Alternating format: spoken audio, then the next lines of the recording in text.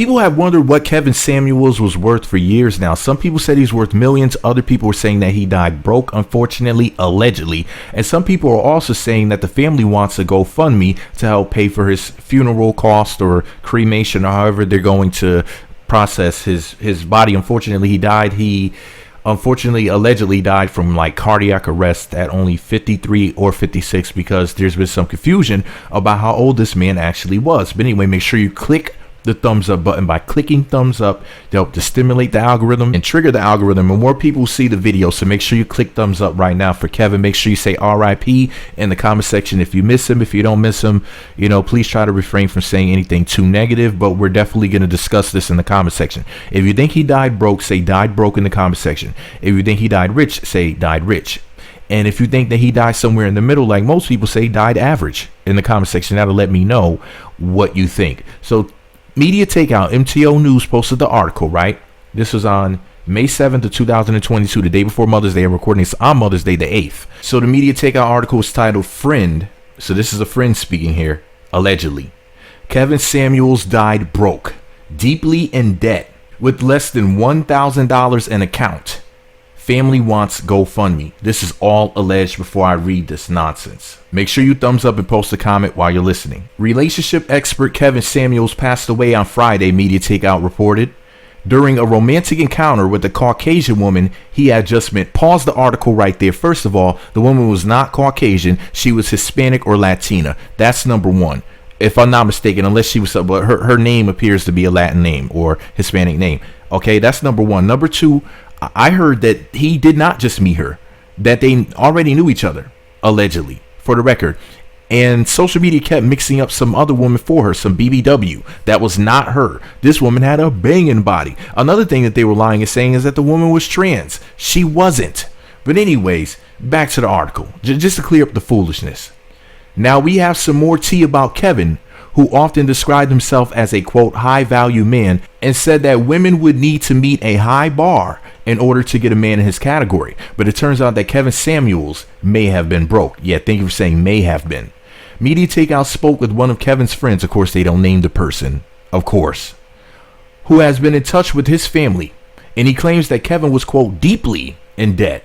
According to the friend, Kevin's family has been trying to identify all his assets and has only been able to locate less than $1,000. Kevin Samuels was a popular black online image consultant and widely credited with coining the phrase, quote, high value man. The term high value man, as it is commonly used today, refers to a man of financial means and social influence. Pause. No. According to Kevin, there are six qualities. 6 qualities total that you have to have in order to be a high value man. And it wasn't just making over $100,000 a year. Okay, for the record, there were 6 things. I'm going to go see if I can find it so I can read it to you verbatim at the end of this article. Anyway, I'm just so sick and tired of people saying things that are false. I'm so tired of all this false information. The term high value man, as it is commonly used today, refers to a man of financial means and social influence. The term alone isn't new or problematic in that society has always placed a higher value on wealthy men. No shit. But Kevin often used the term, quote, high value man to troll black women into believing that they didn't have what it took to get a man in that category. Yeah, only a quarter of black women get married in their lifetime for no reason. Sure. But anyways, we spoke to a person close to Kevin and his family, and he told us that Kevin was anything but high value. Kevin's friend explained, quote, Kevin had a lot of debt, especially credit card debt, and he didn't have a lot of money coming in. The friend told us that Kevin's family has only been able to locate less than $1,000 in his accounts, and that's with an S, as in multiple, as in at least 2. The friend also told us that the family is contemplating setting up a GoFundMe to raise money to give the high value man a proper funeral. His suits alone and that pendulum thing that goes spinning around his videos have to be worth some money. You tell me they can't sell the camera. You know what I mean? Like, let's just say he really only had less than $1,000, right? I mean, I would think that. Wait. Come to think of it, then that would mean he was basically living month to month, right? That whenever he got money from YouTube alone, never mind the other ventures, the fact that he's on Atlanta. Yes, he's on Atlanta season 3 on FX. Make sure y'all tune in. I can't remember what episode is it, episode 9. Yeah, I just looked it up. He's going to be on episode 9 of Atlanta, and it's going to air this week. Today's May 8th as I'm recording this. I forget which day Atlanta comes on. It's like, was it Wednesday or Thursday? Somebody let me know in the comment section. What day is Kevin Samuels going to be on episode 9 of Atlanta season 3 on FX? Are you going to be tuning in? Are you going to watch it? I'm definitely going to watch it. Also, what were the 6 things that you have to be a high value man?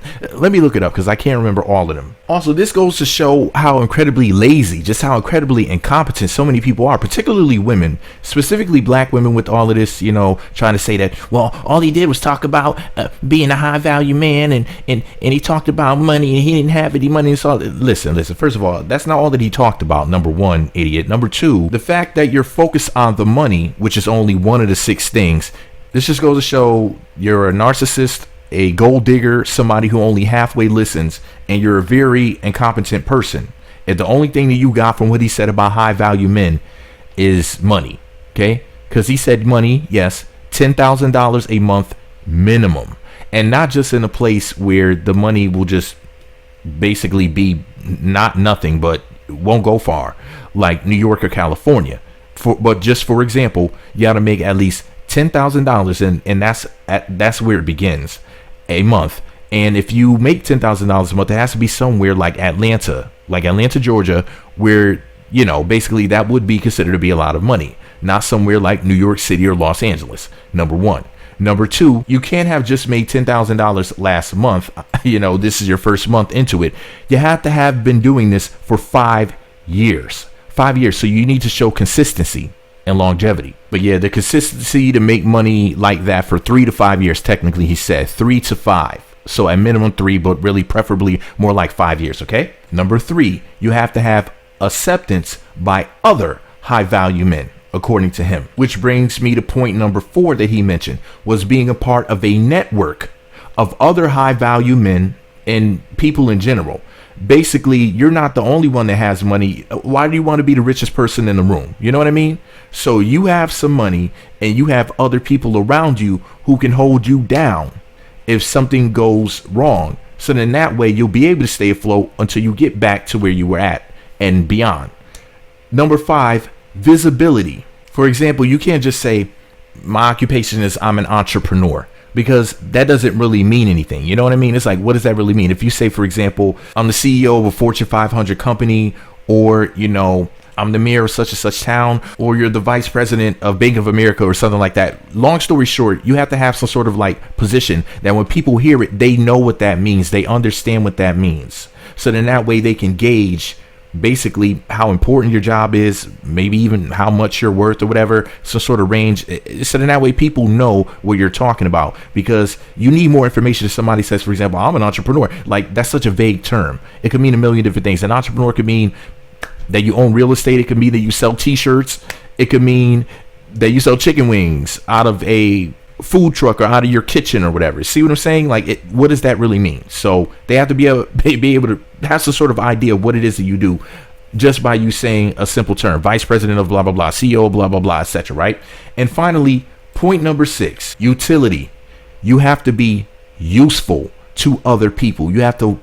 He talks about the desire of wanting to be used, or basically, not in a negative way, but in a positive way, like having some sort of usefulness to other people. That's pretty freaking profound, and it's definitely better than the shit that women are being taught. Women are being taught you are the table. If you're 300 pounds, if you're broke, if you're bald and sweaty, if you don't have a pot to piss in, you could be homeless and you're a queen. If you're a woman and you're a millionaire, you're a queen. If you're bald headed, you're a queen. If you have hair down to your calves or down to your knees, you're a queen. You're just a queen because you're a woman. Your worth is wound up in you being born with a vagina. While men are told that you have to, well, according to Kevin Samuels, in order for you to be a high value man, you have to make at least $10,000 a month, which goes up depending on where you live. It's relative to how much real estate is and other costs of living are where you live. You have to have consistent numbers. You have to have been doing this for a while, 3 to 5 years, preferably more like 5. You have to be accepted by the group. You have to be a part of a network of other men who fit this criteria. You have to have a visible position when it comes to finances. And last but not least, you have to be useful to others around you. This is hard These types of shoes can't be filled easily. That type of criteria, I mean, there's only a handful of men that fit that type of criteria. In fact, as far as like 10% of the population making $100,000 or more, listen, at the end of the day, he's talking about a very small elite group of men. Just for the record, most women, I mean, you're not held to these type of standards. And what he's basically saying is that he wants the creme de la creme. He wants the cream of the crop. And there's not that many people who can do this. The crazy thing about it all is that Kevin goes on to say in his video, for the record, the video that I got this information is titled, "What is a high value man? High value men defined." The video's been seen over 500,000 times. That has over 18,000 thumbs up. I'm going to give it a thumbs up. Just gave it one just now. But yeah, what is a high value man? High value men defined. And he said that that's just the minimum. You got to meet this 6 criteria. And then, you know, depending on what religion you belong to or other beliefs, there's some other criteria that you may have to meet in order for you to be an even better man. But this is just the bare minimum. I mean, how many women fit this criteria? Almost none of you. You know what I mean? Like, less than 10% of men fit the criteria he was talking about. Never mind once you add other things to it, such as being faithful and being kind or courteous, being decent. You know what I mean? Like anything else that you might want to add to the list. But anyway, this is all my opinion. I don't think Kevin died broke. I think that the internet's full of shit. I think that people just hate on him because he told the truth to people who were losers and lowlifes, people who didn't want to improve themselves. And I don't think that not having money makes you a loser or a lowlife. I wasn't always this rich, and I'm not saying that in a negative way towards people, okay? But what I'm saying is this. Kevin Samuels tried to teach men how to improve themselves in the areas of finances and networking, so then that way they will be able to provide for their families better. And the crazy thing about it is Kevin Samuels was out here telling black men, you need to get married. He was telling them the importance of getting married. And he was teaching people that, you know, dying alone is not the thing to do. And he was setting himself up so that he could get married a 3rd time.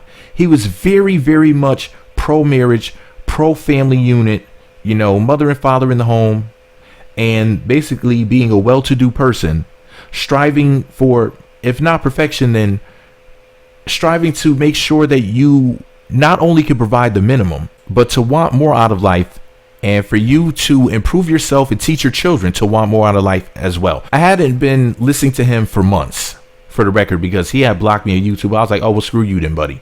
You know, because I said something about him possibly being a member of the Freemasons, and he didn't like that shit. He got really upset. So it is what it is. But at the end of the day, I think that his message was pretty much positive, motivational. You know, Tony Robbins did his motivational speeches, and a lot of people teach motivation. Some people do it via the law of attraction, like Jake Ducey and other people like that are on YouTube and whatnot. Rhonda Byrne or Rhonda Burns, whatever, with The Secret. You see what I'm saying? And that famous documentary. But it's pretty much all the same thing. It's about taking care of yourself, being positive, and improving yourself.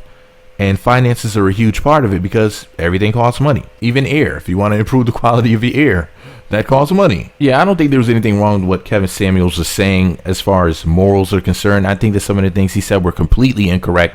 One of the things he said, for example, that stuck out to me was that there's more women in the world than men, which is a flat out lie. You can easily research that. I know a lot of people are lazy fucks and they won't do that, and they'll just go around spreading false information. I've heard a lot of people say that stupid shit over and over and over again. There's more women in the world than men. No, there's not. There's maybe 1 or 2% more women than men, if I'm not mistaken, in America.